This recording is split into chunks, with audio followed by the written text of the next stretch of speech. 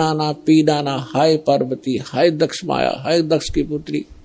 तो हमारे पास ज्ञान का टोटा था, जिस कारण से हमने प्रत्येक को भगवान और समर्थ मान लिया।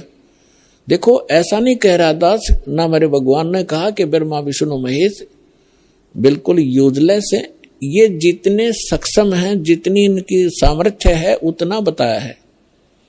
जैसे एक स्टेट का, प्रांत का मंत्री होता है और उस मंत्री को, प्रांत के मंत्री को कोई प्रधानमंत्री मान रहा है, तो वो भूल है उसकी।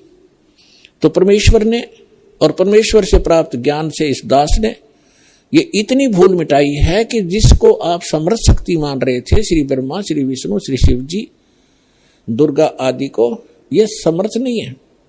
ये केवल 21 ब्रह्मांड के अंदर एक ब्रह्मांड, 21 ब्रह्मांड इस काल के, इसमें 21 प्रांत समझ लो।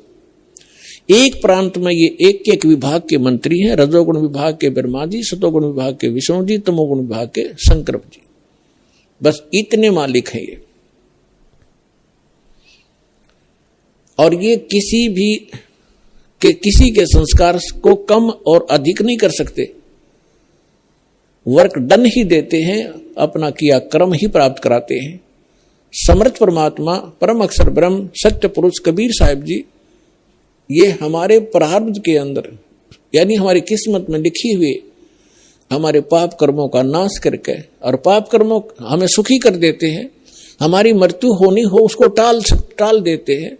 हमारा और भी कोई आपत्ति होनी है, कोई अक्षति होनी है, उसको भी वो जो पाप कर्म से होनी थी, और पाप कर्म नाश हो गया, उस कर्म से ही तो हानि होनी थी, कर्म परमात्मा ने कैंसिल कर दिया, तो सुख हुआ। तो ये केवल समर्थ परमात्मा ही कर सकते हैं।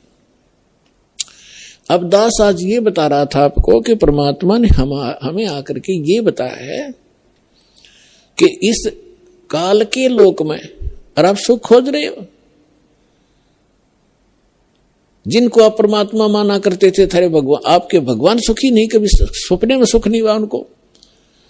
भगवान श्री कृष्ण जी का जन्म हुआ, मामा दुश्मन बन गया, जेल में जन्म हुआ, और मामा शत्रु पीछे पड़ा रहा। कभी जरा सिंह मारने आ रहा है, कभी शिशुपाल लठ उठा रहा है, कभी जरा सिंह, कभी काल्यवन आ गया। आखिर में भगवान ने, यानी ये तीन लोग का जो इतना सामर्थ्य है इस मालिक ने, अपने को राहत प्राप्त करने के लिए कि शायद कुछ सुख का सांस मुझे आ जावे, मथुरा छोड़ दी और द्वारका बनाई। बहुत दूर जाके, जंगल होते थे पहले, बीच में बिल्कुल कट ऑफ हो जाता था,